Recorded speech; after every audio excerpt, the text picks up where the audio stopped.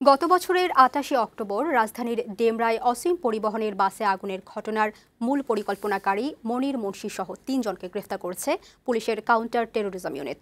ঢাকার বিভিন্ন স্থানে অভিযান চালিয়ে তাদের গ্রেফতার করা হয়।